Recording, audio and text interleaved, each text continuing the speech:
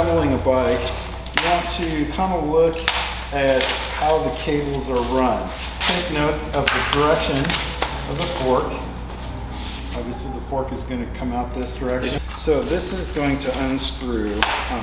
This little adapter is going to come out of here. Then we're going to open up the end of the beam pole and I think thread all this back together. What's the beam pole? The beam pole is the assembly on a folding bike that holds the handlebar. It's equivalent to the stem on the Tower electric bike or any other bike that would hold the handlebar. So this is going to go on here. You have to loosen these bolts.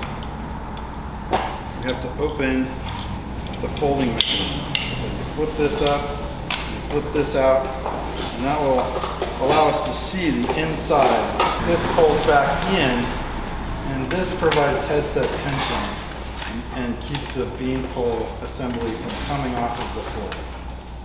This is equivalent to the top cap on an A headset, which is a standard for a threadless fork assembly.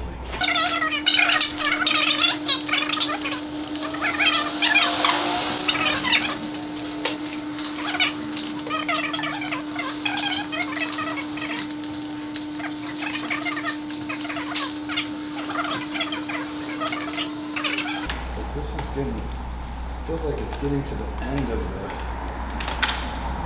the small parts box. It's so fun. You're just not sucking that up tight enough.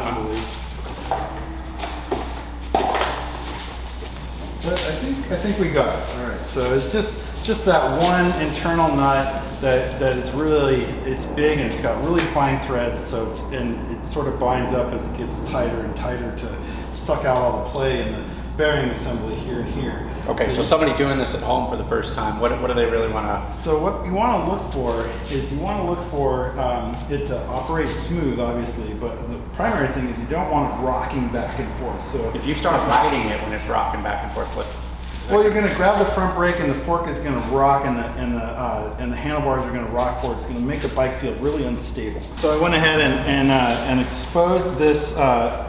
Just pulled this rubber seal away because it creates a little bit of tension on the axle. And again, pull it over here and I feel the axle spin. So if it's really tough to spin and really gritty, then you need to do a hub adjustment. If there's any play in the axle at all, you also need to do a hub adjustment. You need a set of cone wrenches to do that. Park Tool makes an awesome set. Generally speaking, you're looking at either a 13 and a 15 on the inside cone nut and a 17 on the outer set nut. This axle, actually, the adjustment felt pretty good, which is unusual for an e-bike. So we're just going to put the rubber seals back on and put the wheel on.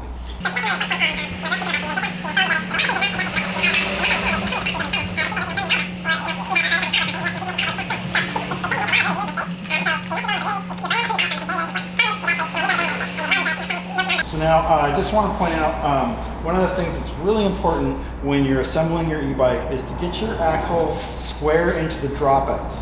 Now if you don't have a stand and a stool like I've got set up here, you're just working on this at home, all you have to do is get the front wheel loosely set in there, put a little pressure on the top of the beam pole, and then tighten your axle nuts. And what that's doing is that's just using weight to force the axle up square inside of the fork.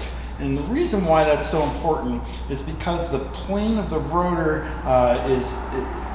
to the brake pads it all has to line up perfectly parallel. And so we want to make sure that we get this wheel in to the front of the bike straight.